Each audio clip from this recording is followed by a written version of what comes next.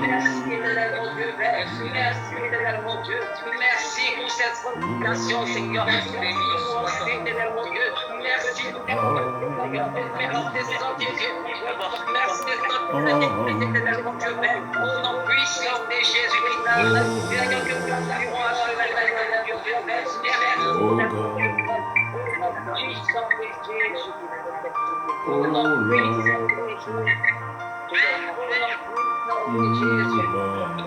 avons puissant de Jésus. Au nom puissant de Jésus. Merci, merci Jésus. Merci Jésus. Merci Jésus. Merci Jésus. Au nom puissant de Jésus. Alléluia. Il nous dit dans le livre de Corinthiens, verset 7 à 9. Je dis la parole de Dieu. 2 Corinthiens, verset 7 à 1. Il dit, ayant donc de telles promesses, bien-aimés, purifions-nous de tout souillure de la chair et de l'esprit, en achevant notre sanctification dans la crainte de Dieu. Alléluia. Grâce au sang qui a coulé à la croix, est-ce que nous pouvons réclamer le sang de la croix? Est-ce que tu peux réclamer ce sang ce soir? Est-ce que tu peux réclamer ce sang ce soir?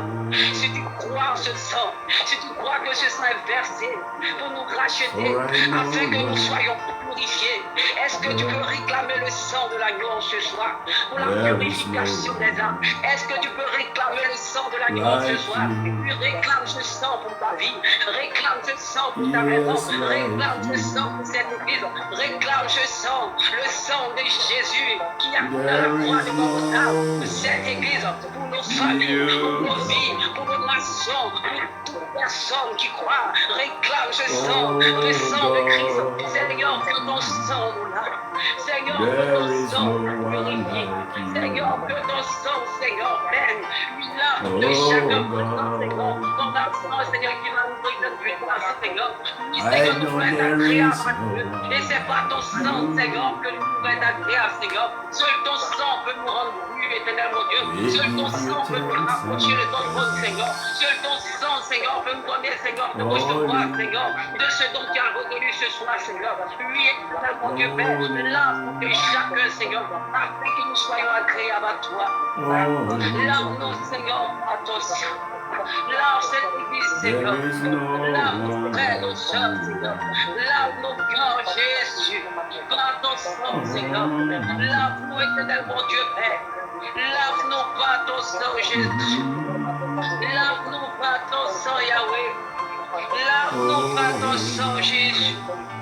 Au nom puissant de Jésus, que ton sang nous lave, Seigneur. Que ton sang nous justifie, Seigneur. Que ton sang nous donne, éternel Dieu, accès, éternel mon Dieu, Père. À toi, éternel mon Dieu. Que ton sang, Seigneur, Père, nous régénère, éternel mon Dieu, Père.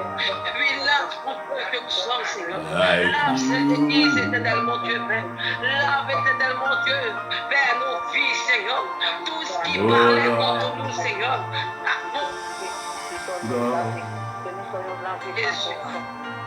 Oui, sois lavé, sois purifié. Tout ce qui nous réclamait, éternel mon Dieu.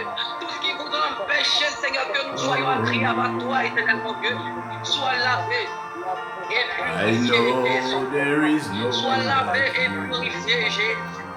Sois lavé et purifié, Jésus. Sois lavé et purifié, Jésus. Merci, Yahweh. Jesus. Merci parce que tu l'accordes. Yes, there is no one like you. Once again, I know, Lord, there is no one like you. Jesus. Oh,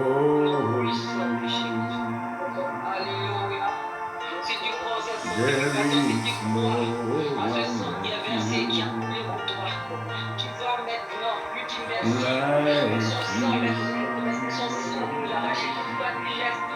Pour son sang précieux qui There is no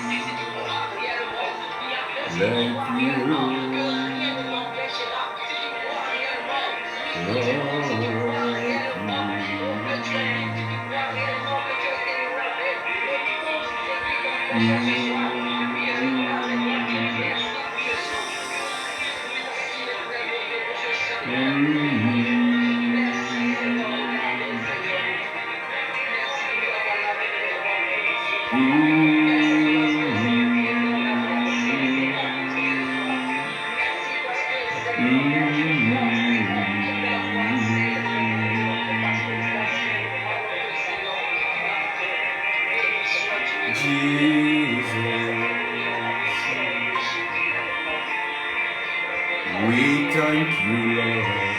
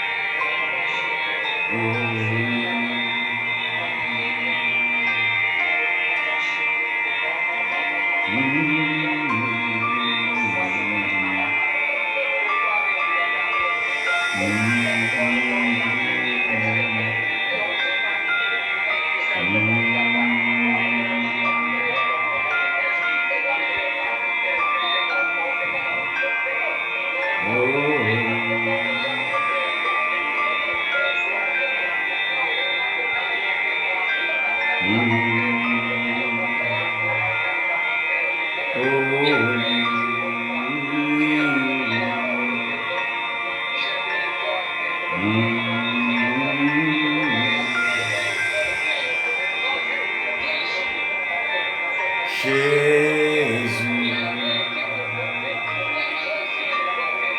soutiens-nous par ton amour. Jésus, car je sais que tu es le roi.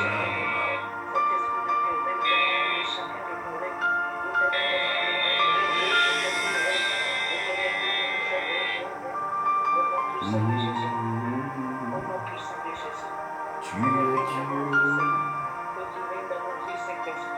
tu es Dieu, tu es roi,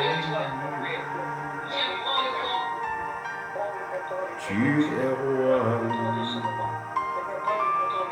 Seigneur,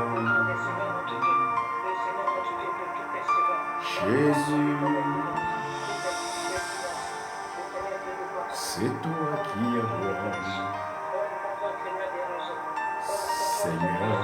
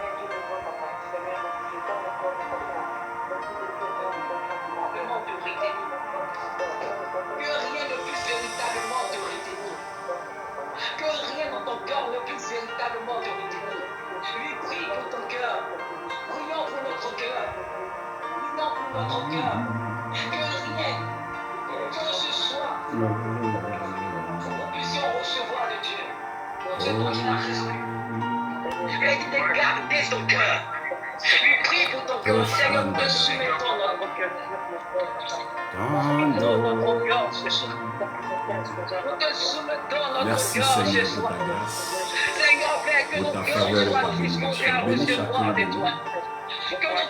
Bénis tous ceux qui sont avec nous dans ce soir. Je parlerai sur un groupe de prière et profiter en même temps pour partager ce temps. C'est un temps donc de libération totale où plus rien ne pourra donc t'empêcher d'avancer. Rien ne pourra t'empêcher d'accomplir la volonté de Dieu. Plus rien ne sera un obstacle qui ne sera pas levé, ou une incertitude qui ne serait pas éclairée, une montagne qui ne serait pas déplacée. Pardon. Tu dois croire au plus profond de ton âme. Tu dois laisser ta foi se connecter à Jésus-Christ et tu vas voir un accomplissement extraordinaire. surnaturel. Parce que le Seigneur, et il le fera.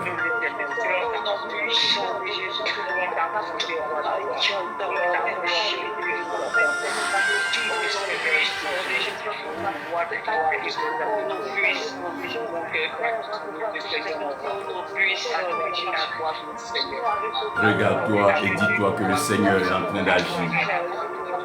Le Seigneur est en train d'opérer de grands signes et de grands miracles. Une grâce particulière. Rassando Shekere.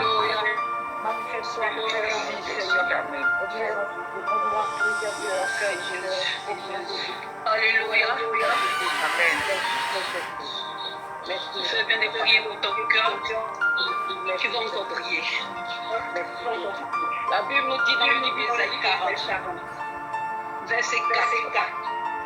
Il dit que toute vallée soit exaucée, que toute montagne et toute colline soient apaisées, que les couteaux se changent en plaine et les défilés croient en vallon à la gloire de l'Éternel sera révélée. Alléluia. Est-ce que tu peux prier? Tu as fini de prier pour ton cœur. Que tout ce qui voudra empêcher ce moment d'être agréable à Dieu, je ne sais que ça soit tes pensées, tout ce qui est distraction, tout ce qui est perturbation, même tout ce qui est dans la connexion.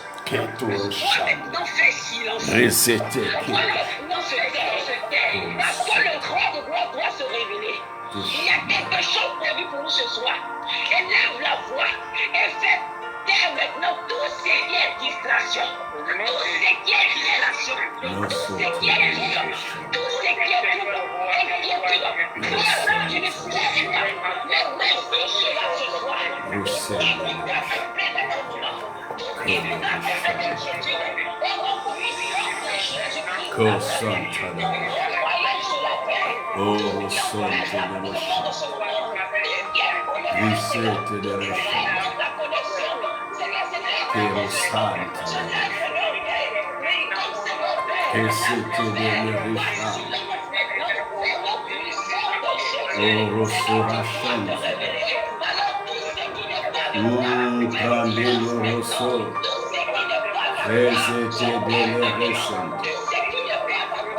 God bless you, Evangelist Cassandra. May the grace of the Most High rest upon your life. Blessings upon blessings. We are dealing this evening. Nothing will hold you back. Nothing, and no more again you will be held back. Gates, mountains, obstacles, whatever the situation, nothing again and no more will hold you back. You will get to the place in God's time. Nothing you waste your time. Your health will never be a challenge, and the family will never be a problem. The hand of the Lord is upon your life, and will take you high and high in the right position of dominion. The blessings of God is Shandirakan. The blessings of God. The blessings of God. The blessings of God. Uru Shanta Darakan. Rekede Rekiranto. Resita Kashandiba. Thank you. Where you are, pray the Lord. And trust Him that the obstacle, the opposition is removed. The enemy have failed, and you are blessed, blessed, blessed, blessed, blessed, and blessed. I'm speaking for a group on WhatsApp, so they will soon give me the access to talk, but you can know that I'll talk about nothing can keep you, nothing can hold you back. Like death couldn't hold him in the grave, and he rose again, and then ascended to the Father, and seated at the right hand of the Father, making intercession for all of us, for you, for your family, for the nations. He is God, He is Lord, He is Savior. He is Lord, and He is Savior. Rien ne peut nous retenir à l'écart. Et le verset Ésaïe 41 dit, il dit malheur à ceux qui descendent en Égypte pour avoir du secours, qui s'appuient sur des chevaux et se fient à la multitude des gens et à la force des cavaliers, mais qui ne regardent pas vers le Seigneur et ne recherche pas l'Éternel. Alléluia. Pour que rien ne puisse nous retenir, nous devons regarder à l'Éternel. Dis, il faille que. Alléluia. Je dois compter que sur Dieu. Yes. Je dois compter que sur Dieu. Il dit malheur à ceux qui comptent sur Dieu.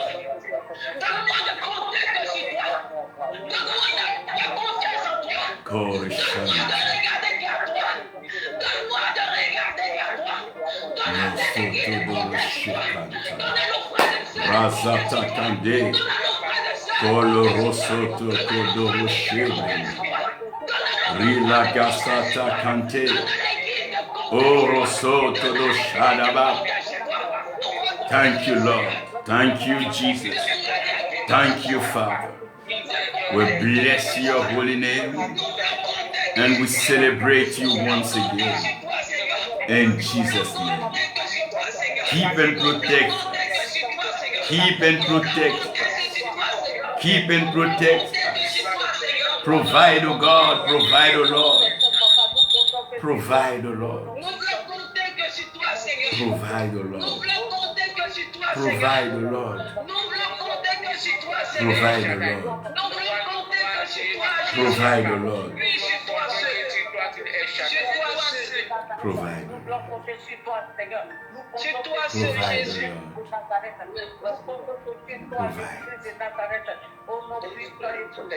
C'est toi seul, Seigneur.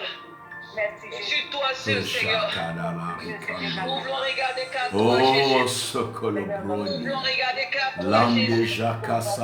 Nous voulons regarder qu'à toi, Jésus. Nous voulons regarder qu'à toi, Seigneur. Comptez que sur toi, Jésus. Thank you, Lord. Sur toi seul, Yahweh. Thank you, Jesus. Sur toi seul, Yahweh. Blessings, O God. Sur toi seul, Yahweh. Thank you, Lord. Sur toi seul, Yahweh. Thank you, Sur Lord. toi seul, Jésus. Oh Sur God. toi seul, Jésus. Oh Ne God. voulons pas regarder à gauche ni à droite. Oh Ne God. voulons pas regarder à gauche ni à droite. Oh Nous God. voulons avoir confiance en toi, seul Seigneur. Oh God. Avoir confiance en toi, seul Seigneur. Thank you, Lord. Avoir confiance en toi, seul Seigneur. Avoir confiance en toi, seul Seigneur. Thank you, Lord. Avoir confiance en toi, seul Yahweh. Toi seul Jésus. Toi seul Jésus. Oh Loshana Toi seul Larakant. Toi seul Thank roi. you, Jesus. Toi seul roi. Toi Thank you, seul Lord. maître, Seigneur. Au nom Bless. puissant de Jésus. Au nom Bless. puissant de Jésus. Au nom Bless. puissant de Jésus. Blessings, O God. Blessings, O God. Toi seul Jésus. Oui, Jésus. Thank you, Au nom Lord. puissant de Jésus. Au nom puissant de Jésus. Blessings, O Lord. Au nom puissant de Jésus. Blessings, O God. Tashana Seigneur, Larakant. je vais compter que sur Oh toi. Loroson Je vais Todorosh. compter que sur toi. Je vais compter que sur Takasan. toi. Je vais Oh compter que sur Rosoto toi. Doroshanta. Je vais compter que sur Oh, toi. I put all my trust in you, Puissant Lord. de Jésus. All my trust in you, God. All my trust in you, Lord. All my trust in you, Jesus. All my trust in you, God. All my trust. Yes, all my trust in you. Yes, I will trust in you. Trust in you. Trust more and more. Believe you more than ever before. Acknowledge you in anything I do. How I move, how I speak, and how I say things.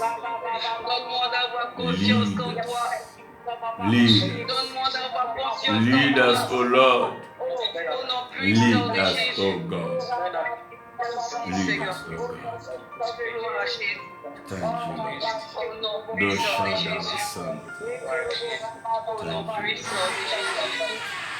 Thank you, Lord. Thank you, Lord. Thank you, Lord. Thank you, Lord. Thank you, Lord. Oui, pardon, je vais prêcher, pardon. Après, je te fais signe. Thank you.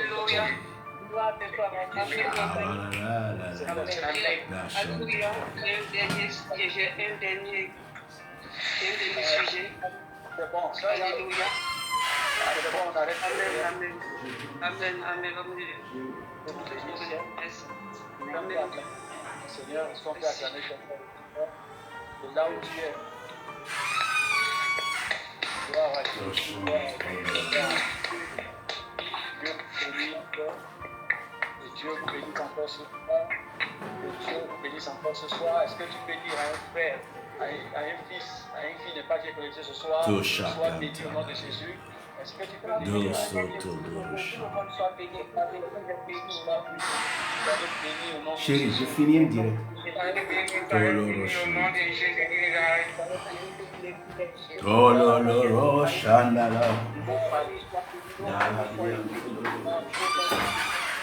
Amen. Comme on écoute ce soir au nom de Jésus, ce n'est pas un hasard que tu as mis sur connecté. Je crois que tu as une rencontre spéciale avec un moment spécial et unique de ta destinée. C'est pour ça que tu as encore de pouvoir te connecter ce soir. À une fille de Pâques connectée. Nous apprêtons maintenant à rentrer dans un moment très spécial. Alors je ne sais pas ce qui puisse te distraire présentement.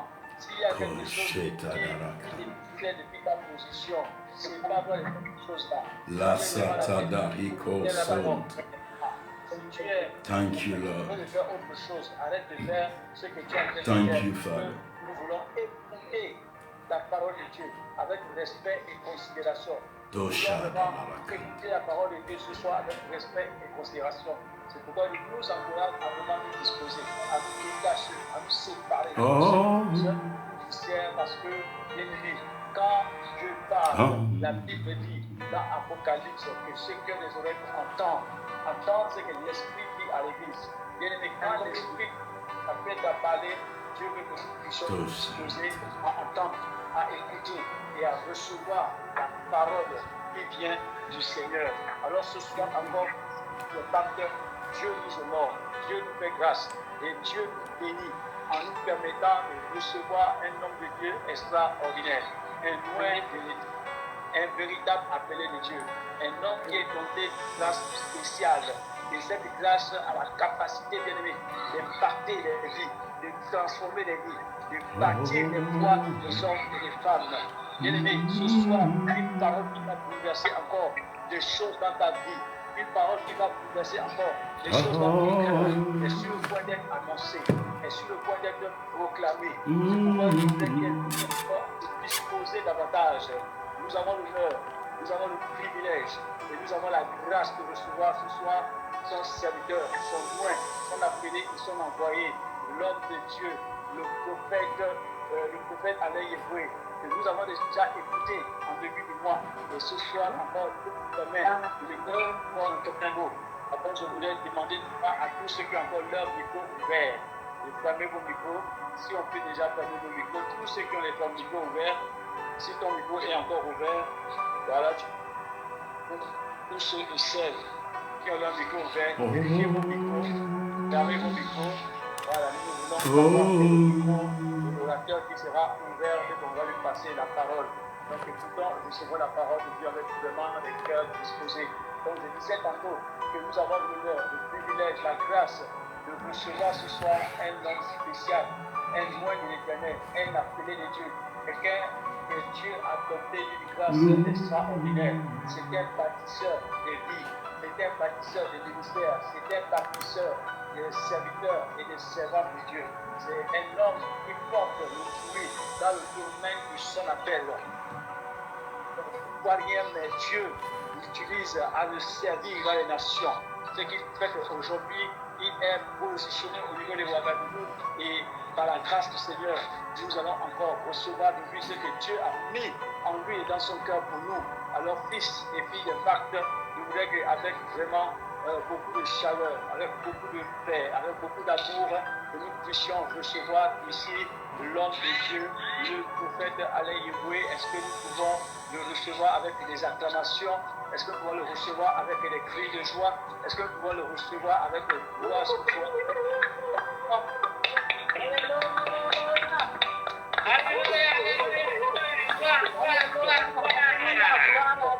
Gloire à Dieu. Merci Seigneur, merci pour la vie de ton serviteur. Merci, merci, merci. Merci Jésus. Nous vous remercions ce soir et merci de vous avoir disposé pour ce moment. Que vous bénisse la fleur. Merci beaucoup. Amen. Amen. Amen, amen. Vous m'entendez? Oui, on vous reçoit. Le micro, il est ouvert? Oui, oui, on vous reçoit par 5 sur 5. Que le Seigneur donc bénisse tout le monde encore au nom de Jésus-Christ. Je voulais particulièrement rendre gloire à Dieu pour la vie de sa servante. Rendre gloire au Seigneur Jésus-Christ pour la vie de sa servante, la prophétesse Caroline Nasser, que notre Dieu est en train d'utiliser en ces temps de la fin pour susciter une élite, pour susciter un corps et susciter une dynamique de prière, une dynamique de foi, une dynamique de méditation. Que le Seigneur bénisse sa vie, bénisse sa famille, bénisse bien sûr sa mère, ses frères et tous ceux qui sont avec elle, ses enfants et ses fils, ses filles dans le ministère. À vous, fils et filles d'impact, j'aimerais que vous sachiez que l'Éternel, notre Dieu, le Dieu puissant, le Dieu souverain, le Dieu qui est établi et qui vit éternellement dans les cieux, prendra toujours soin de vous et il veillera à ce que cette parole s'accomplisse pleinement dans votre vie. Et que rien ne puisse vous retenir et que rien ne puisse vous empêcher, que rien ne puisse être obstacle pour votre évolution. Sachez que l'Éternel a béni particulièrement sa servante et depuis toutes ces années que je la connais, elle a été toujours sensible aux choses de l'esprit. Et j'aimerais qu'on acclame le Seigneur pour sa vie et qu'on puisse bénir le Seigneur pour ce qu'elle accomplit au travers des nations.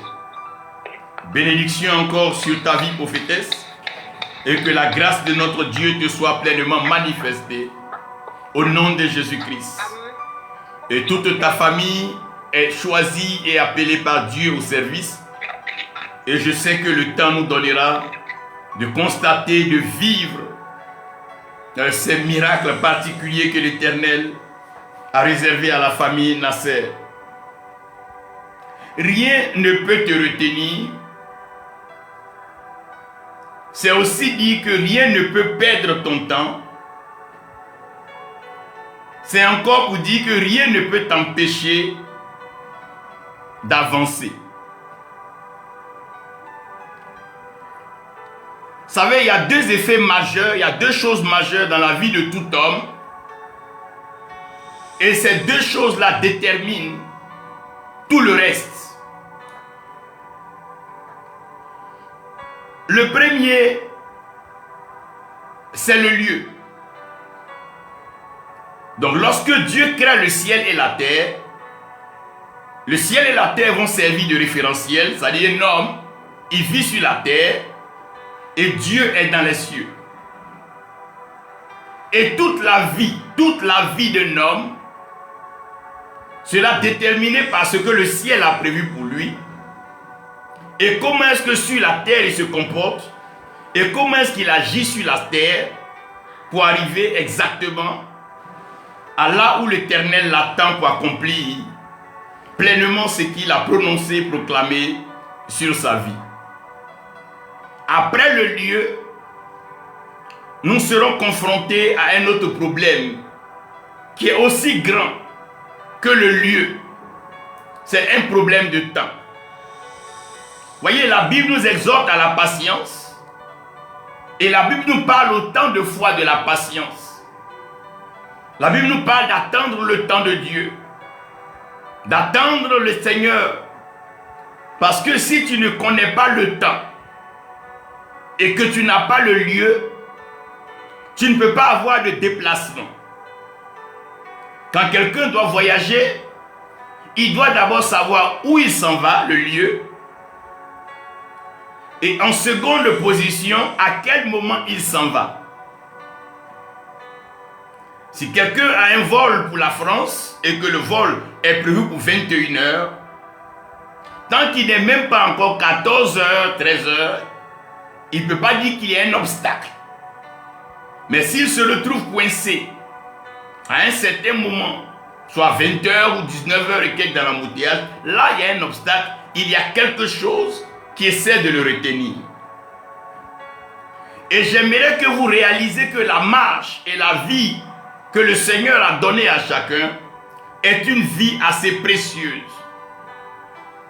Et dans cette marche-là, nous allons rencontrer des personnes. Et vous allez voir aujourd'hui que c'est la plupart du temps à cause de ces personnes que Dieu intensifie, retarde ou multiplie notre bénédiction. Sachez que Dieu bénit. Dire que Dieu ne bénit pas serait ne pas lire la parole de Dieu ou ne pas connaître ou comprendre le fonctionnement de Dieu. Lisez Genèse 1 jusqu'à ce que nous arrivons dans l'Apocalypse. Dieu ne fait que bénir. Tout ce que Dieu a créé, Dieu a béni. L'homme que Dieu a créé, Dieu a béni l'homme. Et à tout moment, toutefois que Dieu a l'occasion, Dieu bénit l'homme. Et il ne se prive jamais. Et il ne se privera jamais de bénir l'homme. Voilà pourquoi je peux t'annoncer avec certitude, avec assurance, que tu es béni de la part de l'Éternel. Et que l'Éternel t'a déjà béni. Il t'a béni depuis le ventre de ta mère. Et il fait de toi un instrument de bénédiction. Tu seras une source de bénédiction pour plusieurs, parce que l'Éternel sait ce qu'il a déjà déclaré dans ta vie. Tu as une bénédiction. Je veux te l'annoncer et je veux te le dire avec assurance. Ne t'inquiète de rien, ne crains rien, ne crains personne. Tu es béni de la part de l'Éternel. Mais tout homme est conditionné par un mouvement. Puisque Dieu a donné les pieds à l'homme, ça veut dire que Dieu ne mettra pas ta bénédiction là où tu te trouves. Il va mettre ta bénédiction à une certaine distance. Et à partir de là où tu es, tu dois te déplacer vers ce lieu. C'est ce qu'on va appeler le mouvement. C'est ce qu'on va appeler la marche chrétienne. La marche chrétienne, elle est importante parce que Dieu ne met pas la bénédiction là où nous sommes et comme nous sommes. Mais il nous bénit là où il nous trouve, comme il nous trouve, pour que cette bénédiction puisse nous conduire dans la sérénité, dans la tranquillité, avec assurance, là, vers là où il a prévu manifester la bénédiction qu'il a réservée pour nous. Et dans cette marche, vous devez comprendre que le psaume 1 nous aide. J'aimerais que quelqu'un nous lise le psaume 1. Et le reste, donc, je saurai comment vous permettre d'avoir cela. La servante de Dieu pourra donc vous aider avec certains points que je vais donc développer ici. Quelqu'un peut nous aider à lire le psaume 1? Amen. Le psaume 1, juste le verset 1. Et je lis la parole de Dieu avec respect et considération. Oui. Heureux l'homme qui ne marche pas selon les conseils des méchants, qui ne s'arrête pas sur la voie des pécheurs, mais qui ne s'arrête pas sur la voie des pécheurs et qui ne s'assied pas en compagnie des moqueurs, mais qui trouve son plaisir dans la loi de l'Éternel et qui la médite jour et nuit. Amen. Dieu continue. Père céleste, tu es l'autorité spirituelle suprême. Tu règnes dans les cieux et sur la terre. Tu accomplis tes œuvres. Viens par ta parole. Fais-nous du bien. Inspire, oins-nous et comble-nous. Restaure tous les jours notre vie. Ouvre nos yeux, fais tomber les écailles. Ouvre nos oreilles et donne-nous la compréhension spirituelle, nos cœurs que nous avons ouverts pour te recevoir. Dispose et incline ces cœurs afin de recevoir ces vérités qui vont transformer les cœurs et les vies. Au nom de Jésus-Christ. Amen. Vous devez savoir que ce que vous avez choisi de faire est exceptionnel. Vous avez choisi de prendre plaisir dans la parole de Dieu, de rester dans la méditation. Et j'essaie d'observer votre groupe. C'est un groupe très actif et très fondé dans la parole de Dieu, un groupe de prière, un groupe de méditation, un groupe qui aime parler du Seigneur.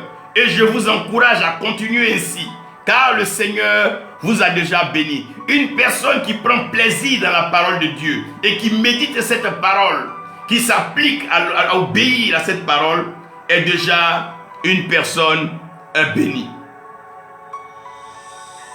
Toutefois que Dieu vous bénit, vous devez savoir que Dieu vous bénit pour envoyer un message fort aux méchants. Ne vous asseyez pas avec le méchant. Toutefois que Dieu bénit quelqu'un sur la terre, le but de cette bénédiction, c'est d'envoyer un message fort aux méchants. La Bible dit que le méchant amasse pour le juste. Donc quand quelqu'un est méchant à côté de toi et qu'il est en train de faire la méchanceté à outrance, utiliser les méchantes méthodes, toi réjouis-toi parce que c'est à cause de sa méchanceté que exactement Dieu va te bénir. Donc toute bénédiction dans la vie d'un enfant de Dieu est un message fort aux méchants. Quand Dieu bénit quelqu'un qui est juste, c'est un message fort qu'il envoie aux tricheurs. Quand Dieu bénit une femme fidèle dans le foyer, c'est un message qu'il envoie à la prostituée et à la femme adultère. Toutefois que Dieu fait du bien à quelqu'un qui est dans sa parole, c'est un message puissant qu'il envoie aux méchants. Regardez, le méchant se mordra les dents, la Bible est claire, et tout ce qu'il amasse, il n'en profitera pas. De tout ce que Pharaon a pu rassembler en Égypte, où est-il resté lui-même? Dieu fait du bien à ses enfants pour dire aux méchants que leur méchanceté ne pourront pas. La méchanceté des hommes ne pourra pas t'arrêter. Ils peuvent planifier toutes sortes de méchantes choses contre ta vie, mais cela n'arrivera pas. Pourquoi? Parce que le Seigneur te bénit exactement pour dire aux méchants que tu as fait ça pour rien. La méchanceté des frères de Joseph n'a pas empêché la bénédiction et la promesse selon laquelle Isaac ne mourrait pas de faim. Ne t'assois pas en compagnie du méchant de peur de partager son sort Et le pain, le gain de la méchanceté, c'est toujours la misère et une fin triste, honteuse. Et Dieu te bénit pour te démarquer du pécheur. Parce qu'on a comme l'impression qu'aujourd'hui dans cette société, pour pouvoir être béni, il faut commettre le péché. Il faut se livrer à tout ce qui ne plaît pas à Dieu. Non. Daniel a refusé de se compromettre. Joseph a refusé de se compromettre. Mais Dieu les a bénis pour montrer que le péché ne peut jamais bénir. Parce que le péché est une souillure. Adam et Ève, croyant que peut-être dans le jardin, en accélérant le processus, en désobéissant à Dieu, leurs yeux allaient s'ouvrir. Mais même si tes yeux sont ouverts, tu vas aller où? Vous pensez que ceux qui sont malheureux n'ont pas les yeux ouverts? Ils ont les yeux ouverts. Tu peux voir des choses, même en rêve, voir des choses en songe. Mais si Dieu ne t'a pas donné la capacité, ça ne va pas se réaliser. Combien de fois les gens ont rêvé être milliardaires, multimilliardaires, mais qui sont morts malheureux et pauvres? Le plus important n'est pas de voir, mais c'est d'être obéissant à Dieu. Obéissant à Dieu, c'est s'abstenir du péché. Dieu te bénit pour dire au pécheur qu'il a eu tort. Et à cause de la bénédiction que Dieu va envoyer sur ta vie ces derniers temps, il y a des pécheurs qui vont commencer à chercher à se convertir. Mais nous, on fait ça, on n'a pas. Elle-même qui ne fait pas ça, wow, Dieu va bénir des personnes qui sont restées. L'Éternel bénit la sainteté, il bénit la pureté et il va continuer de bénir la sainteté. Ne soyez pas convaincus par ce monde qui fait croire que ceux qui sont pécheurs, ceux qui font le mal, c'est eux qui prospèrent. Non, non, non, ils ne font qu'amasser pour le juste. Et le pécheur est déjà sous une malédiction. Comment un homme qui est sous une malédiction peut être béni? C'est pas possible. Il peut posséder des choses, il peut avoir des choses, mais ce n'est pas pour lui. C'est comme un voleur. Tout ce que le voleur a, c'est une malédiction pour lui. Parce que le jour où on trouve ça dans sa main, mais on va l'enfermer. Il a ça, mais c'est pour sa condamnation. Il a ça, mais c'est pour sa perte. Il a ça, mais c'est pour sa mort. N'enviez jamais le pécheur. Dieu bénit la sainteté et Dieu bénit ceux qui ont un cœur pur et un cœur saint. Heureux les cœurs purs car ils verront Dieu. Ne cherchez même pas à marcher à côté des pécheurs.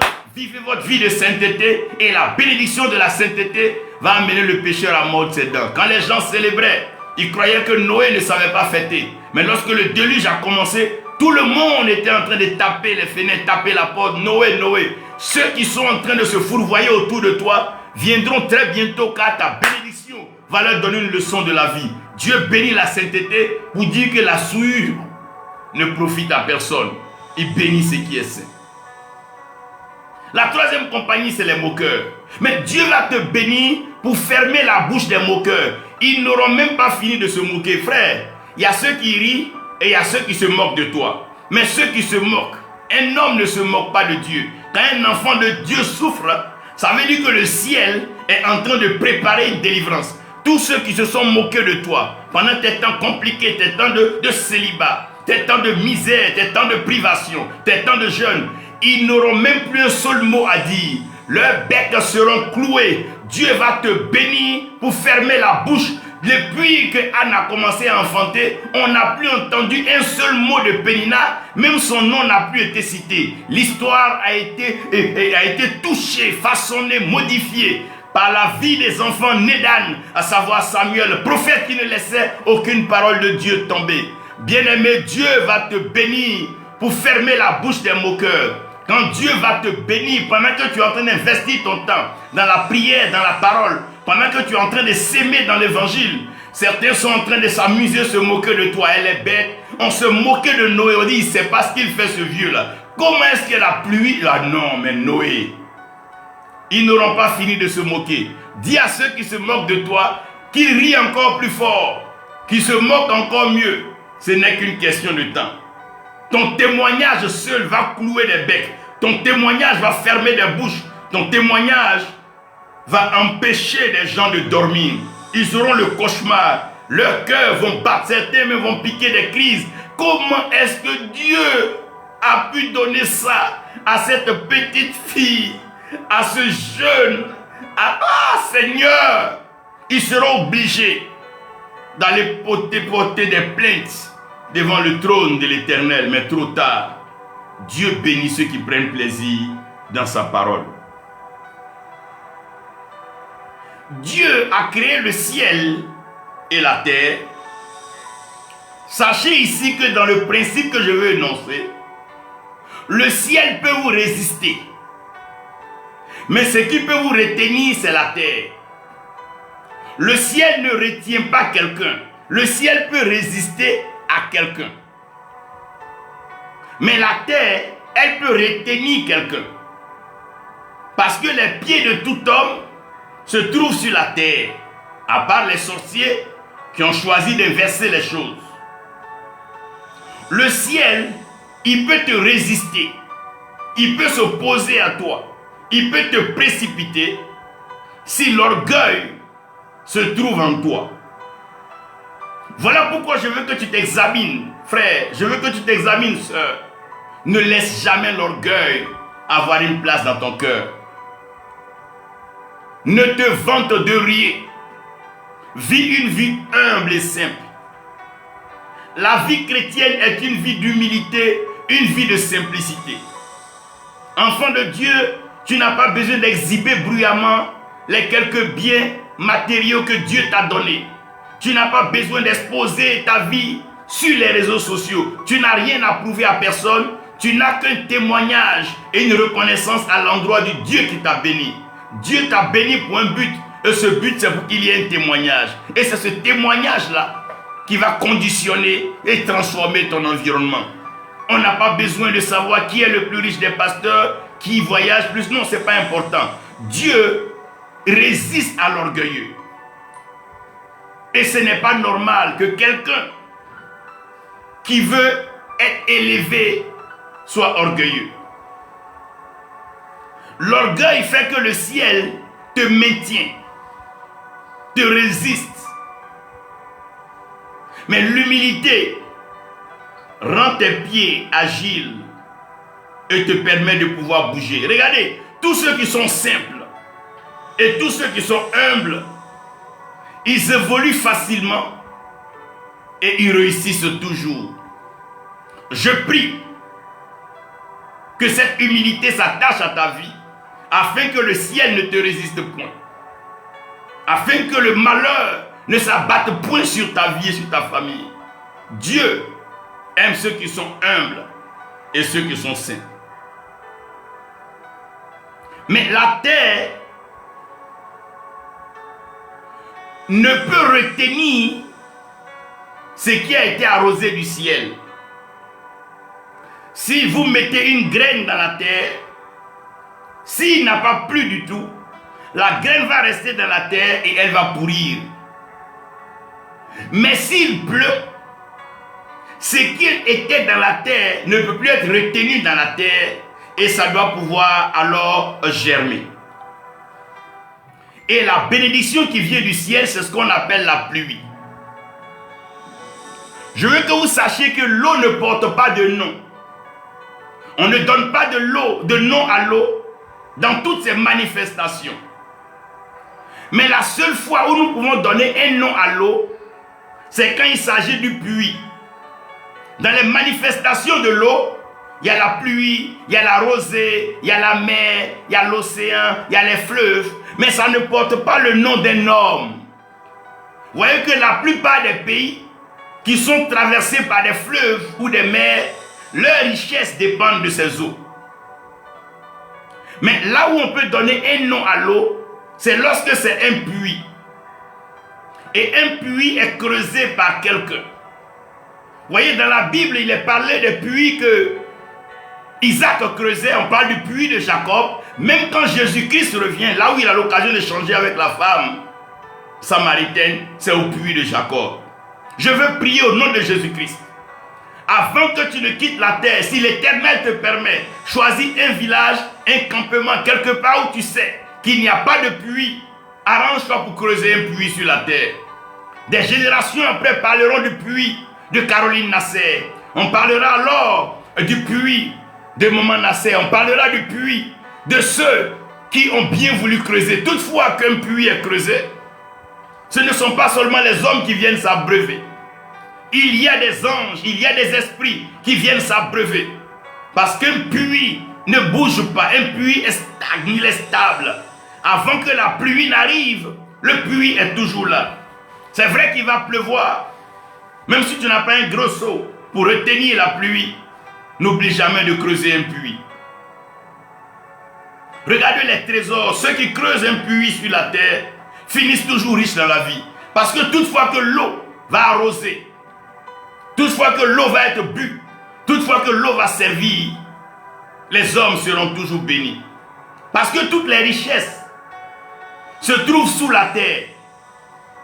Mais les richesses sous la terre sont aussi à la base de grands conflits. Alors que le puits, c'est la nappe d'eau qui sort du sous-sol. Quand un homme creuse un puits, quand une femme arrive à creuser un puits, l'or, le diamant, les pierres précieuses ne peuvent plus être un problème pour sa vie. Il faut que le Seigneur vous aide à regarder les pays, soit pays sahéliens ou les pays dans les moments difficiles. Creusez des puits, même dans ton village, creuse un puits, dans ta maison, creuse un puits. Ça servira un jour. Ne manque jamais. La terre ne laisse partir que lorsqu'un liquide se manifeste. Tant qu'un liquide ne se manifeste pas sur la terre retient. Retenez ceci. Mais lorsqu'un liquide se manifeste sur la terre relâche, la terre libère. La terre ne respecte que le liquide qui l'arrose.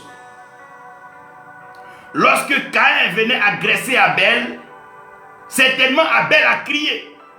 Mais la voix d'Abel a été retenue par la terre.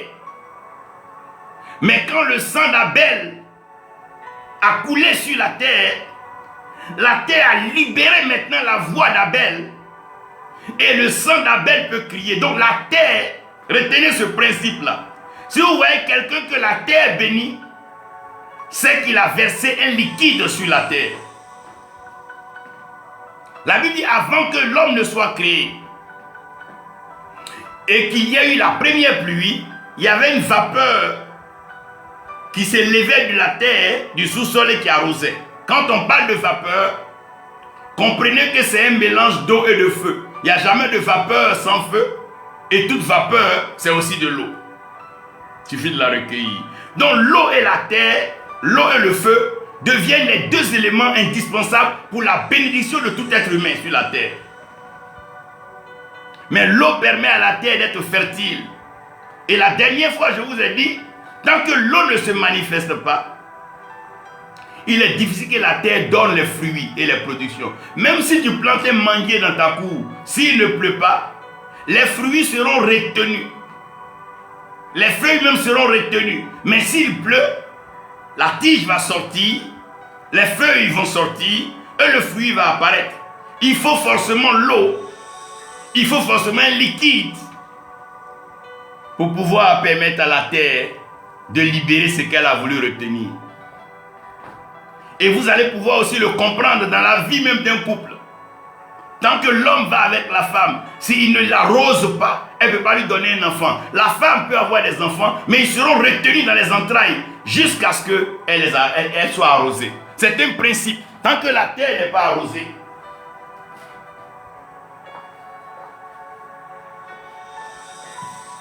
et la dernière fois, je vous ai parlé des 4 liquides qui arrosent la terre. Et je crois que vous aurez l'occasion, quand Dieu permettra certainement à la prophétesse, ceux qui auront l'occasion peut-être de connaître soit la terre de leur village, c'est des choses qu'il faut appliquer. La révélation, ce n'est pas pour l'écouter, pour dire Amen, Amen. Une révélation qui n'est pas appliquée ne produit pas de résultat. Vous voyez, même quand Jésus finit donc de faire la pâte sur les yeux, il dit va te laver. Tant qu'il n'y a pas de l'eau qui arrose les yeux, même si déjà la conception de la vue est là, la vue ne peut pas être libérée. Donc la terre retient tout tant qu'elle n'est pas arrosée. Et le premier liquide, je vous ai parlé, c'est donc l'eau. L'eau, c'est le liquide de vie. Quand il n'y a pas de l'eau dans un lieu, personne ne peut vivre. Je prie aujourd'hui que ce ministère soit arrosé, que ta maison soit arrosée, que ton foyer soit arrosé, que ton entreprise soit arrosée. Quand vous priez toutefois, c'est comme de l'eau, c'est comme une pluie que vous envoyez. Que cela soit arrosé, que la bénédiction continue au nom de Jésus-Christ. Amen. Le sang, c'est le liquide qui identifie. Vous voyez, on peut tout faire. Maintenant que le sang de Jésus-Christ ne nous sauve pas, nous ne sommes pas identifiés comme enfants de Dieu. C'est le liquide qui identifie le sang. Pourquoi c'est le liquide qui identifie? Parce que l'âme vit dans le sang. Regardez bien, lorsqu'un homme est blessé ou bien un animal est égorgé, au fil du temps que son sang coule, sa vie part parce que l'âme vit dans le sang. Donc plus le sang coule, plus la vie part. Et je prie aujourd'hui que le sang de Jésus-Christ qui a coulé à la croix puisse marquer ta vie et que jamais et plus jamais on ne doute du fait que tu sois fils de Dieu, car tu es identifié dans la famille. Marie-Beth, que Dieu te bénisse, que sa grâce soit sur toi au nom de Jésus-Christ. J'ai parlé et je voulais vous dire une chose. Je prie que vous recevez toutes les bénédictions ou les bénéfices liés au sang de Jésus-Christ. Ce sang qui a coulé à la croix, que ce sang vous donne toutes les bénédictions. Quand ce sang a touché la terre, la terre a tremblé. Ce qui avait été retenu dans la terre, les morts qui étaient retenus dans la terre sont ressuscités. Les témoignages qui étaient morts sont ressuscités. Lorsque la terre est arrosée, elle donne ce qui est en elle. C'est celui qui arrose la terre qui voit ce qui est en elle. Essayez demain, commencez à arroser la terre, vous allez voir des types d'herbes ou bien des types de fleurs vont pousser. La terre donne toujours à celui qui l'arrose. Le troisième liquide, c'est le lait, le liquide de la faveur. Voyez, lorsqu'un enfant naît, la seule façon pour nous de lui donner à manger, il n'a pas encore de dents, mais c'est le lait. Donc le Saint-Esprit vient nous allaiter. Et un enfant, quand il est allaité, il parle la langue d'où il a allaité. Je prie aujourd'hui que tu parles la langue spirituelle, car tu as été allaité au mamelles du Saint-Esprit. Tu ne parleras plus le langage des hommes, mais tu parleras le langage de l'Esprit, le langage de la victoire. Voilà pourquoi le jour de la Pentecôte, ils ne comprenaient pas. Ils parlaient des langues étranges, des langues de feu, parce qu'ils ont été allaités, ils ont été abreuvés à la source du Saint-Esprit. Je prie que toute parole qui sort de ta bouche soit une parole puissante par le Saint-Esprit. Que l'Éternel accomplisse toujours ces choses dans ta vie au nom de Jésus-Christ, le lait. Et l'huile, c'est le liquide de l'établissement. Voilà pourquoi dans nos villages, on ne joue pas avec l'huile rouge, on ne joue pas avec le beurre de karité et tout ça. C'est avec ça qu'on ressort la beauté de la femme. Quand on établit un roi, c'est avec l'huile. Là où l'huile coule, il y a autorité. Là où l'huile coule, il y a respect. Je prie aujourd'hui que l'huile sainte qui coule sur ta vie maintenant t'établisse dans ta destinée. Le ministère que le Seigneur t'a accordé, que personne ne puisse le constater, le contester. Même ceux qui le contestent, qui viennent à genoux reconnaître que Jésus-Christ est Seigneur et que tu as été appelé. Voyez, quand la terre n'est pas arrosée, elle te retient, elle t'empêche d'avancer. Quand tu es dans le village, le jour où tu dois quitter le village, tu vas voir, soit une des grandes mères va venir verser un peu d'eau et parler pour que mon fils va, afin qu'elle ne te retienne pas, qu'elle ne t'empêche pas d'avancer. Je prie aujourd'hui que ces liquides coulent, que tu puisses avoir la vie dans le pays, le continent dans lequel tu te trouves, que tu sois identifié comme enfant de Dieu, peu importe le lieu, que le lait du Saint-Esprit te pousse à parler la langue spirituelle et que tu vives la vie selon l'Esprit et que tu convaincs tous ceux qui doutent de toi. Que l'huile sainte coule sur ta vie pour l'établissement. Je déclare l'établissement maintenant au nom de Jésus-Christ. Amen. Et c'est très important. Avec le temps, je parlerai avec la servante de Dieu. Ceux qui veulent bien pourront prendre des portions de terre dans leur village pour appliquer cela. Vous allez voir, vous allez sentir cette liberté. Rien au village ne va vous retenir. Plus rien ne doit te retenir. Aucun sorcier ne doit te retenir. Aucun magicien ne doit te retenir. Aucune malédiction ne doit te retenir. Ce n'est pas possible. Quand l'homme a péché, Dieu a maudit la terre. C'est la terre qui peut te retenir. Mais aujourd'hui, je déclare, au nom de Jésus-Christ, la terre ne va plus te retenir. Cependant,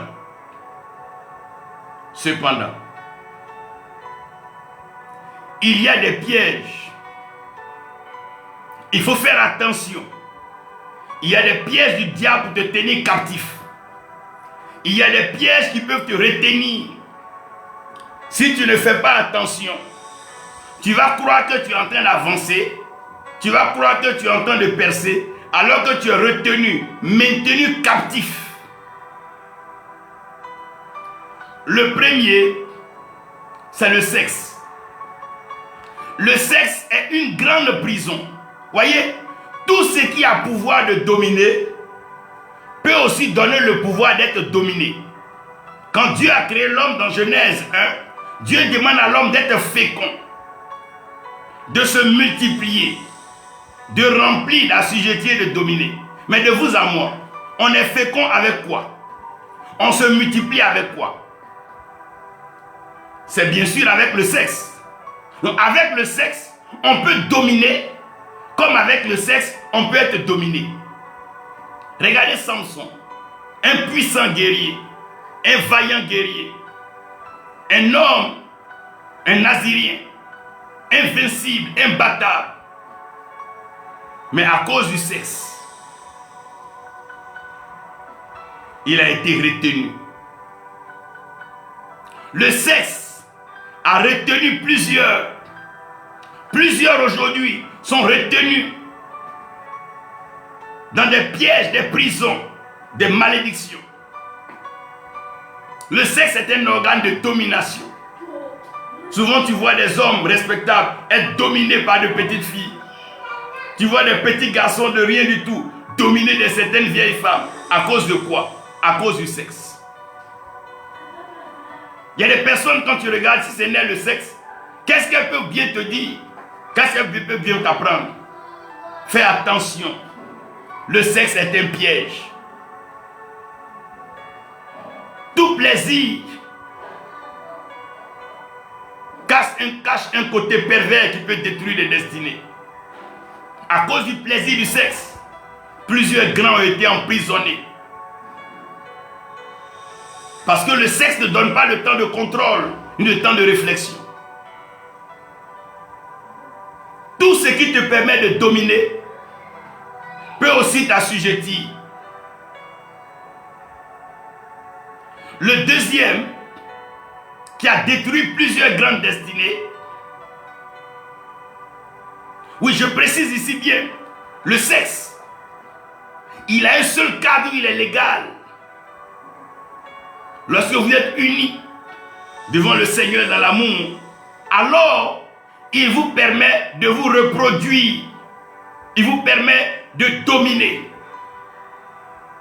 En dehors de ça, il a détruit plusieurs destinées. C'est une prison. Il est difficile d'en sortir. Demandez à ceux qui ont déjà connu cette prison. La deuxième qui a détruit plusieurs grandes destinées, c'est le ventre. Vous voyez, avec ton ventre, tu peux être dominé. Comme avec le ventre, tu peux dominer les gens. Celui qui te donne à manger peut influencer tes mouvements. Celui qui te donne à manger peut influencer ta parole. Qui te donne à manger? Regardez, un fruit, un simple fruit que Ève et Adam ont mangé. Voici le problème. Il y a des gens aujourd'hui qui ont été empoisonnés pour avoir mangé à la mauvaise table. Daniel a dit au roi, nous ne mangerons pas à ta table. Faites attention, enfants de Dieu. Ce n'est pas dans tous les baptêmes, tous les mariages, toutes les cérémonies qu'un enfant de Dieu mange. Voilà pourquoi le jeune grandit l'église. Il faut savoir s'abstenir. Celui qui mange à toutes les tables, qui ne veut pas voir une nourriture passer, ne peut pas avoir une destinée heureuse. Qu'est-ce qui a failli retenir Ésaü? C'est juste manger des lentilles. Manger. Mais depuis que tu manges, ça t'a apporté où? Ça t'a envoyé où? Ça t'a donné quoi? Qui a été une fois rassasié et il dit comme il était rassasié, il a vu Dieu. Mais c'est plutôt dans le désert, le lieu où il n'y a pas à manger, le lieu de la privation, que des gens ont vu Dieu. Ils ont entendu la voix de Dieu. Ton ventre peut t'exposer à une malédiction. Souvent tu vois des vieilles au village, soit un petit morceau de viande qu'on t'envoie la nuit, tu manges. Demain on te dit que non, tu es dans l'association, envoie ton enfant, envoie tes enfants. Aïe, un petit morceau que tu as mangé, te voilà maintenant avec une grosse casquette de sorcellerie. et tu ne sais plus comment faire. Parce qu'on contrôle ton ventre. On contrôle ton ventre. Celui qui remplit ton ventre détermine quand tu vas dormir. Quand on te donne à manger, on peut savoir à quelle heure tu vas dormir. Si on t'a donné une nourriture lourde, on sait que tu vas dormir. On t'a donné une nourriture un peu bizarre, ça va t'endormir. Faites attention. Même les sportifs de haut niveau, ils ne mangent pas tout. Un enfant de Dieu, un ministre, un ambassadeur de la bonne nouvelle, fils et filles d'impact, on ne mange pas tout, on ne mange pas partout. Ce n'est pas toutes les nourritures qu'on mange. Même la parole de Dieu, on n'écoute pas tous les orateurs, on n'écoute pas tous les prédicateurs. Ce n'est pas toutes les nourritures qu'on mange.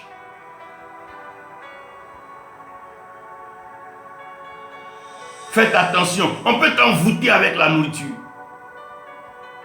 On peut t'envoûter avec la nourriture et te détruire.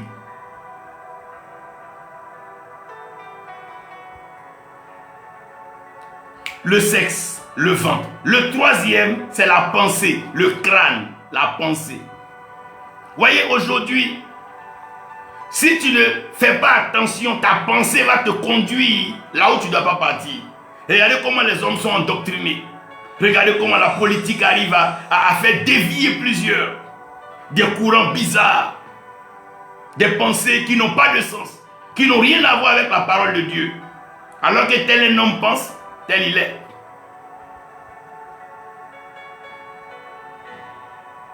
Regardez la pensée. Voilà pourquoi la Bible nous demande que nous soyons transformés par le renouvellement de notre intelligence. Ce à quoi tu penses. Souvent tu es en train de prêcher un message, quelqu'un est en train de penser à autre chose. Mais c'est la pensée des gens qui les maintiennent en retard. C'est la pensée qui te maintient. C'est la pensée qui te retient. Sinon on te prêche l'évangile. Mais tu penses à quoi? Tu penses à qui? Et comment? Il dit soyez transformés par le renouvellement de l'intelligence afin de discerner la volonté de Dieu. Si ta pensée est la volonté de Dieu, tu es béni. Et je prie que ta pensée soit la volonté de Dieu au nom de Jésus-Christ. Je prie que ta pensée soit la volonté de Dieu. Je prie que ta pensée soit la volonté de Dieu.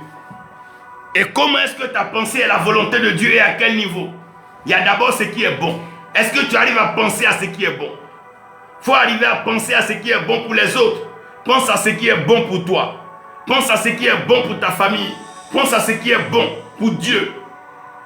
Pense à ce qui est agréable. Et pense à ce qui est parfait. Ici, il y a trois choses. Ce qui est bon. La volonté de Dieu, il y a ce qui est bon, ce qui est agréable et ce qui est parfait. Mais je prie que la volonté parfaite de Dieu s'accomplisse dans ta vie. Que tu ne sois pas livré à tes pensées d'homme. Que tu ne sois pas un philosophe en train d'errer dans des courants et des pensées inutiles. Mais que tu sois conduit par la pensée de Christ. Et que cette pensée demeure en toi. La même pensée qui est en Jésus-Christ notre Seigneur et notre Sauveur. La quatrième prison, qui est donc, je veux dire, la plus grande, et gloire à Dieu, celui ou celle qui dirigeait la prière est revenu dessus plusieurs fois, c'est le cœur. Le cœur. C'est le cœur de l'homme qui est son vrai problème. C'est le cœur qui est le problème du chrétien. C'est le cœur. Quelqu'un qui est ingrat, quelqu'un qui est complexé, qui n'est jamais reconnaissant, mais il est difficile de le faire avancer. C'est même difficile. Parce que son cœur est son problème. Quand on voit un homme complexé, jaloux, sorcier, qui ne présente jamais personne à personne, il est là, lui seul, il veut que tout vienne à lui, mais c'est son cœur. Dieu sonde les cœurs et il sonde les reins. Dans les reins se trouve notre descendance, notre avenir, notre progéniture. Mais dans le cœur se trouvent nos projets. Dans le cœur de l'homme, il y a plusieurs projets.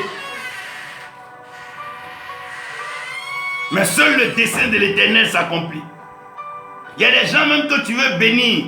Si Dieu ouvre leur cœur pour te montrer, mais tu vas fuir. Toi, tu te tues pour eux, tu te bats pour eux. Tu veux leur ouvrir les portes dans les nations, leur permettre de pouvoir rencontrer des officiels réussis. Mais dans leur cœur, c'est comment te broyer, comment te discréditer, comment te noyer. Pourquoi? Parce que leur cœur, heureux les cœurs purs, car ils verront Dieu. Pour voir Dieu, ton cœur doit être pur. Ça veut dire quoi? Ça veut dire que tu dois pouvoir pardonner. Tu dois pouvoir vider ton cœur. Et faire toute la place à Jésus-Christ. Jésus-Christ ne peut pas cohabiter avec un cœur haineux, un cœur revanchard, un cœur moqueur, un cœur méchant. Non, il ne peut pas cohabiter avec un tel cœur. Non. Il y a des quartiers où tu ne veux pas habiter à cause du voisinage. Pourquoi les gens n'aiment pas cour commune? Mais c'est à cause des gens à côté. Pourquoi vous voulez mettre le Seigneur dans une cour commune? Pourquoi vous voulez mettre Jésus-Christ dans une cour commune avec pour voisin la haine, la jalousie, la criminalité, la méchanceté? Mais comment? C'est lui qui est le créateur. Donnez-lui son siège, donnez-lui le cœur entier, tout entier à lui. Ouvrez votre cœur à lui et à lui seul.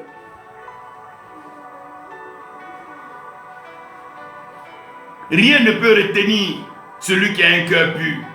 Rien ne peut retenir celui qui a un cœur pur. Même l'âge n'est pas un problème. Quand tu as un cœur pur, tu as le cœur docile, un cœur obéissant, quel que soit l'âge, Dieu continue de te bénir. Regardez le cœur de l'autre. Ton oncle te fait sortir, il te fait tourner, maintenant tu as des moyens. Et parce que vos manœuvres parlent, tu arrives même à quitter ton oncle. Mais avec le cœur de l'autre, même s'il sort de Sodome et Gomorrhe, on ne peut pas l'envoyer à la maison. C'est son cœur qui a poussé ses filles à agir de la sorte. Quand un homme est méchant, même quand tu essaies de lui faire du bien, ça retarde ton avancée. Laissez-vous conduire par Dieu avant de faire du bien à quiconque. Si Dieu lui-même, quand il pleut, il ne pleut pas partout à la fois. Dieu sait quand c'est bon d'arroser une terre et quand c'est pas bon. Je veux maintenant vous dire que la pluie, elle vient du ciel. Ça veut dire que l'eau sort du ciel pour arroser la terre. Mais pour qu'un homme soit béni sur la terre, lui aussi un liquide doit sortir de lui. Si un liquide ne sort pas de toi, certaines bénédictions peuvent être retenues. Voilà pourquoi vous devez comprendre qu'il est important. Les liquides qui sont en nous sont des bénédictions, mais si on les retient, ça peut nous tuer. Regardez par exemple l'urée. Quand tu as l'urée en toi, que tu n'urines pas, regarde comment ça commence à être un problème pour toi. Qui a déjà voyagé avec un car? Voilà pourquoi vous allez voir que dans l'avion, on a prévu les toilettes. Quand tu gardes l'urine, à un certain moment, ça commence à affecter même tes entrailles et ça commence à affecter ta forme. Si tu restes longtemps sans te vider de l'urine, ça commence à être un problème pour toi. Il y a des liquides que tu ne dois plus retenir si rien ne doit te retenir. Il y a des liquides qui doivent sortir de toi si rien ne doit te retenir. Et le premier liquide, c'est la sueur. La Bible dit c'est à la sueur du front que tu mangeras ton pain. N'aie pas peur de transpirer. La sueur, c'est le travail. La sueur, c'est l'ardeur. La sueur, c'est la discipline. La sueur n'est pas une malédiction. Non. La sueur est une bénédiction. Souvenez-vous qu'à un certain moment, on passait une pochette sur le front des apôtres ou sur leur corps, et la sueur servait à la guérison. La femme qui a touché le pan de la robe du Seigneur, il y avait la sueur. Le pain que tu cherches est dans ta sueur. N'aie pas peur de transpirer. Enfant de Dieu, n'aie pas peur de transpirer. Un jour, quelqu'un m'a demandé, mais pourquoi les sportifs sont payés si cher? Pourquoi les footballeurs sont payés si cher? Il dit parce qu'ils transpirent. Quand tu es sur un terrain de football, tu ne peux que transpirer. Tu vas transpirer et tu vas transpirer. C'est la sueur qui verse sur la terre qui détermine le pain que tu manges. C'est la sueur qui verse qui détermine la qualité du pain que tu manges. Enfant de Dieu, fille servante de l'Éternel. C'est vrai, tu es en France aujourd'hui, en Afrique et quelque part, même en Côte d'Ivoire. N'aie pas peur de transpirer. Lève-toi matin comme tout le monde. Va travailler. Tu dois accepter de transpirer. Tu dois accepter de transpirer. Tu dois transpirer. Oui, la sueur ne tue pas. Elle doit sortir.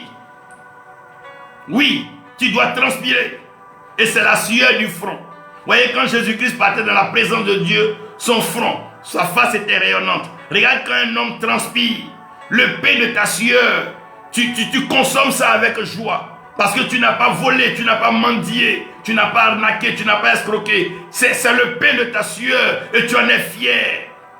N'ayez pas peur de transpirer, enfant de Dieu. Regardez, même quand quelqu'un est malade qui va à l'hôpital, c'est qu'on lui donne. Souvent, c'est des comprimés effervescents. Pourquoi? Pour qu'il transpire. Quand le malade transpire, c'est qu'il est en bonne santé. Quand un enfant de Dieu transpire, c'est qu'il est en bonne santé. Quand Jésus va prier à Gethsémane, c'est sa sueur.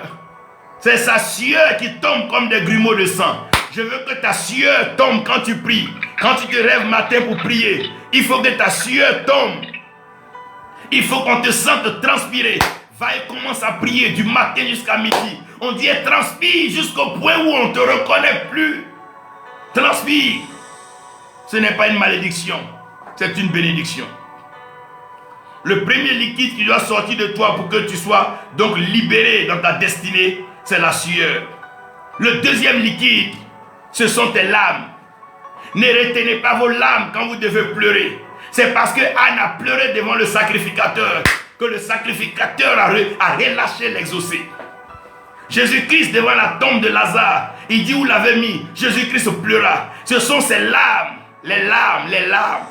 Quand Dieu voit les larmes de ses enfants, il ne peut pas se retenir. Qui de vous et moi verra son enfant, sa fille, son fils pleurer?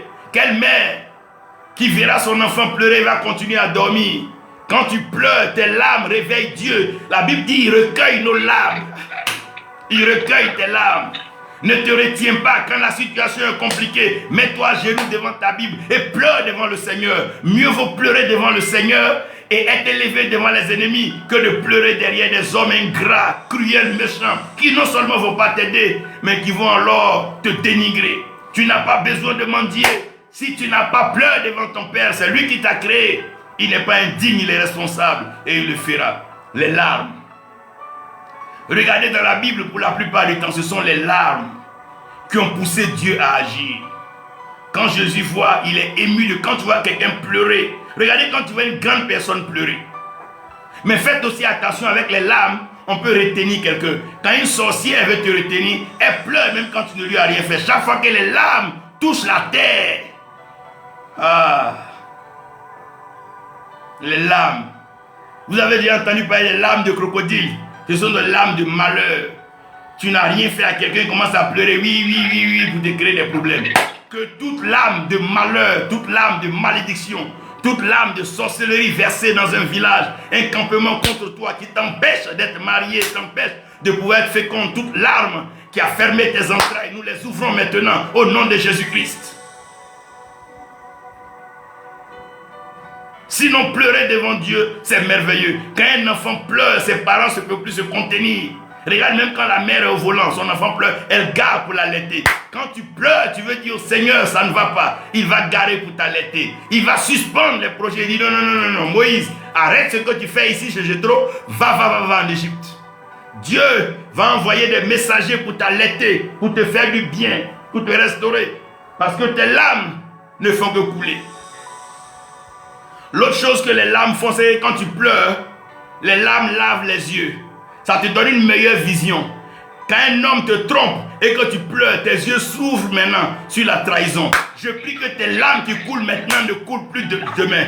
Quand quelqu'un te détruit dans ta destinée, quelqu'un qui te fait confiance ment sur toi, quand tu pleures, tu libères ton cœur. Les larmes libèrent le cœur. Quand tu finis de pleurer pour une trahison, tu te lèves, tu t'habilles et tu continues ton chemin. Eux, ils sont rentrés dans ton passé, toi tu avances.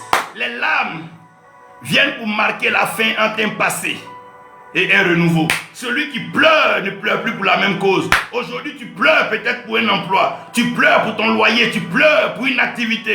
Mais tu ne vas plus pleurer car c'est réglé. Le Seigneur s'est levé sur son trône et il vient, il agit. Il te sort de cette situation parce que tes larmes ont trop coulé. Quand les larmes coulent beaucoup, les yeux deviennent rouges. Alors qu'il y a deux choses qui rougissent les yeux, la vérité et les larmes. Tes larmes qui coulent vont rougir tes yeux. Maintenant, tu vas écouter la vérité. Ces menteurs, ces vendeurs d'illusions, ces veillis ne pourront plus rentrer dans ta vie. Soit pour venir gâcher ton foyer, gâcher ton mariage, gâcher ton avenir, gâcher tes projets. Ils ne pourront plus parce que tu as déjà coulé les larmes.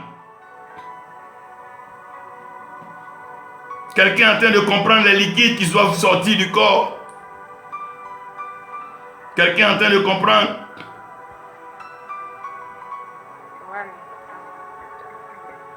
Plusieurs innocents ont été retardés par des larmes de sorcières. Soit tu vois quelqu'un, une amie, tu dois te marier, elle pleure comme si elle est en train de te perdre. Mais c'est des larmes de malheur. Elle pleure pourquoi?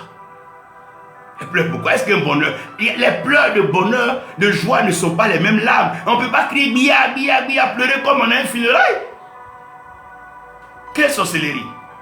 Je prie que les larmes de crocodile, les larmes de sorcières, les larmes de hibou, les larmes de vautour n'aient plus d'effet sur vos vies au nom de Jésus-Christ.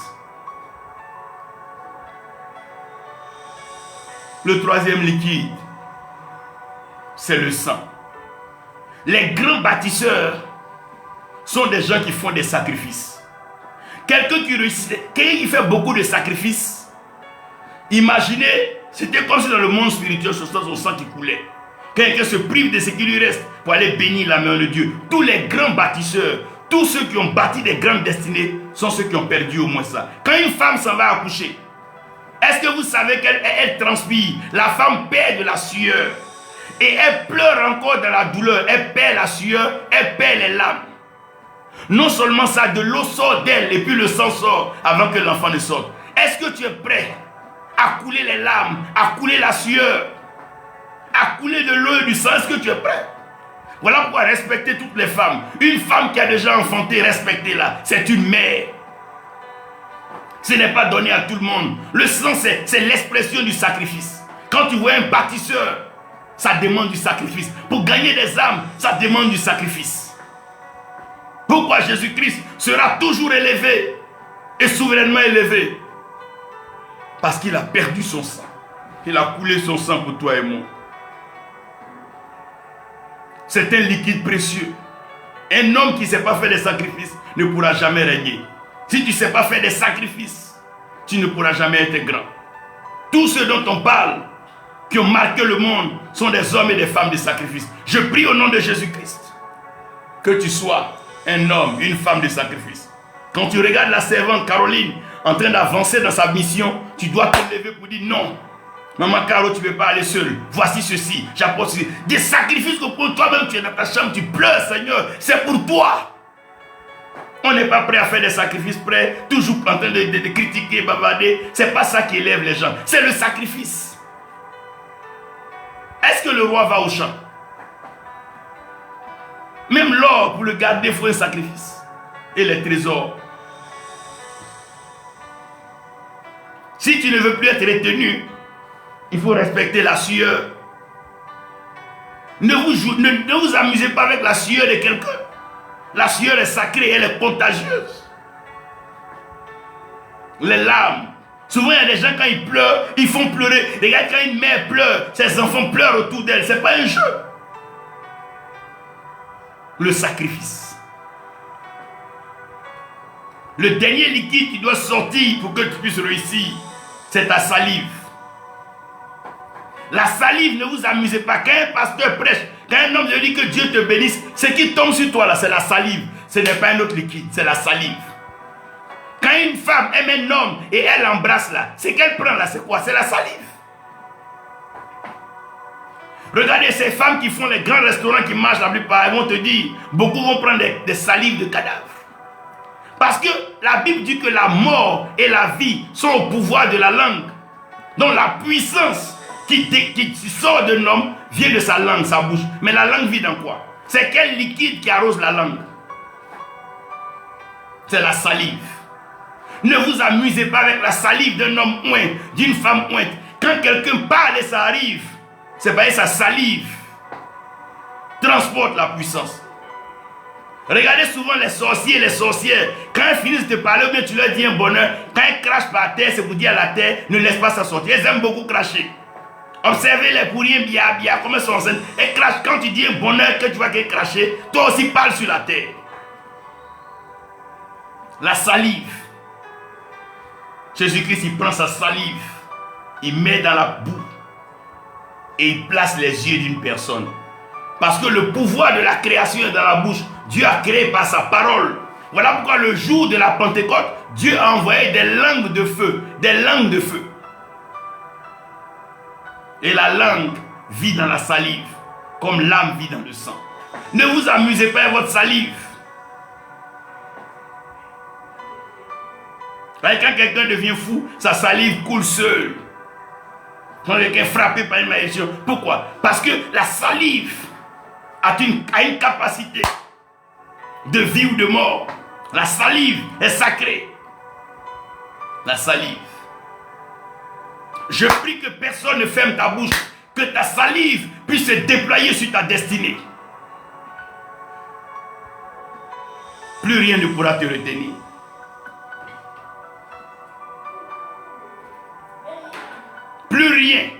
Plus rien ne peut te retenir si tu comprends mieux cela. La sueur, la salive, les larmes et le sang. Vous pourrez prendre la Bible et je pense que la prophétesse Caroline va vous enseigner peu à peu après, les uns après les autres, comme le temps ne nous permet pas. Vous allez voir autant de passages bibliques qui parlent des larmes, de la sueur, de la salive et du sang. La Bible, il n'y a même pas de pardon de péché sans effusion de sang. Tant que le sang ne coule pas, il n'y a même pas de pardon de péché. Bien-aimés, c'est vrai que je n'ai pas pu personnellement vous donner des passages, vous enseigner cela. Mais quand ces liquides-là sortent de toi, regardez les prédicateurs. Qu'est-ce qui fait que les églises sont bénies? C'est à force de prêcher. Mais quand tu finis de prêcher souvent, tu n'as même plus de salive dans ta bouche. Ta langue est sèche. Pourquoi les prédicateurs boivent beaucoup d'eau? À force de prêcher, à force de parler. Qu'est-ce qui fait qu'on a des ingénieurs, des docteurs demain? C'est parce que les enseignants, des instituteurs acceptent de parler. En parlant, ils façonnent des vies. En parlant, ils transforment des pensées. En parlant, ils forgent des destinées. Dieu, par sa parole, a tout fait. Ne t'amuse pas avec ta salive. Voilà pourquoi un enfant de Dieu ne parle pas n'importe comment. Une fille de Dieu ne parle pas n'importe comment. Je crois au nom de Jésus-Christ que rien ne peut te retenir. Parce que tu ne vas pas retenir ta sueur. Tu ne vas pas retenir tes larmes. Tu ne vas pas retenir ton sang. Tu ne pourras même pas retenir ta salive. Et tant que tu es prêt à les libérer, rien ne peut te retenir. Pleure quand tu dois pleurer. Transpire quand tu dois transpirer. Saigne quand tu dois saigner. Et salive quand tu dois saliver. Tout ce qui rentre dans notre ventre, ça doit toucher d'abord notre salive. Je prie au nom de Jésus-Christ que rien ne puisse te retenir. Pendant que je suis en train de terminer, laissez-moi demander à quelques personnes qui a suffisamment pleuré. Parmi ces 4 liquides, lequel tu as le plus coulé? Tu peux l'écrire. Lequel? est en train de couler en ce moment. Tu es à quel niveau de ta vie? Un niveau de pleurs de Jérémie. Regardez un prophète comme Jérémie. Celui qui a pu donc retrouver les documents de rachat du mur de Jérusalem. Regardez, il a passé tout un livre entier à pleurer. On appelle ça les lamentations, les Jérémiades. Bien-aimé, le ministère fait pleurer, la vie fait pleurer, le foyer fait pleurer, la réussite fait pleurer. Il y a des moments où tu pleures seul dans ta maison. Les enfants ne peuvent pas te voir pleurer. Mais le sang, il coule silencieusement en toi. Quel liquide. Je veux que tu sois consolé, Marie-Beth. Sois consolé là où tu es. Je prie que tes larmes ne tombent plus devant un homme, devant une personne, mais que le Seigneur te relève, te restaure et t'établisse dans sa grâce. Plus rien ne peut te retenir. Non, ta sueur a trop coulé. Ton sang a trop coulé. Plus rien. C'est fini. Cesse tes larmes là où tu es. Et plutôt la puissance, la présence, garantie, rassurée du Saint-Esprit arrive à toi. Il nous a promis un consolateur. Dites-moi, est-ce qu'on peut consoler quelqu'un qui a un dîner gala? Est-ce qu'on peut consoler quelqu'un qui est en train de faire son anniversaire?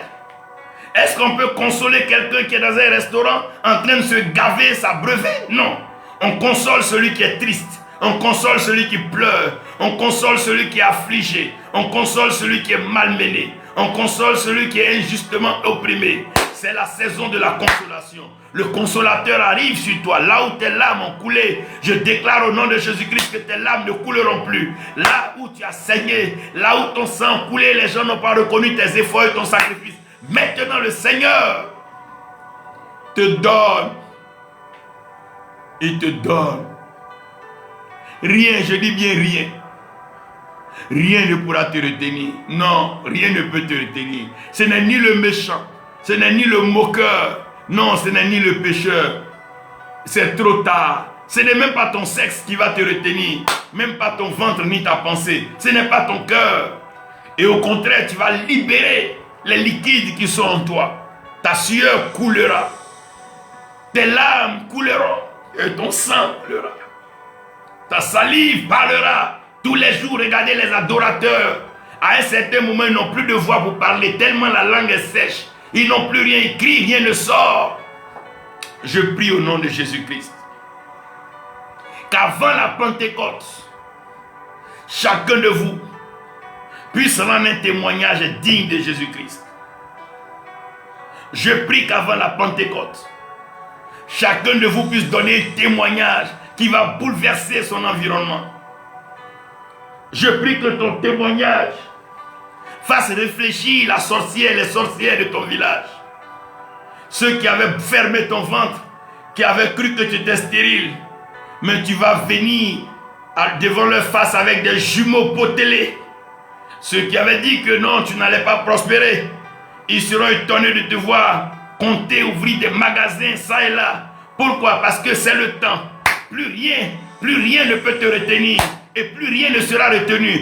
Dieu s'est libéré, il s'est relâché. Depuis la croix, il a tout donné. Il dit, tout est accompli. L'exaucé est plein et fondamental. Rien ne pourra t'arrêter encore. C'est fini ça. C'est fini ça. Ceux qui t'aiment, tant mieux. Ceux qui ne t'aiment pas, tant pis. Le chemin est déjà ouvert. La terre est favorable. Parce que le puits qui a été creusé a abreuvé les esprits. Le ciel est béni et heureux. Et Dieu est content. Jésus-Christ est content. Et le Saint-Esprit est content. Et toi aussi tu es heureux. Que la grâce, la paix, surtout l'amour de notre Dieu garantisse ta joie, maintenant et pour toujours, au nom de Jésus-Christ. Amen. Que le Seigneur vous bénisse. Prophétesse Caroline Nasser, je pense que tu peux reprendre ton micro. Que Dieu vous bénisse. Amen.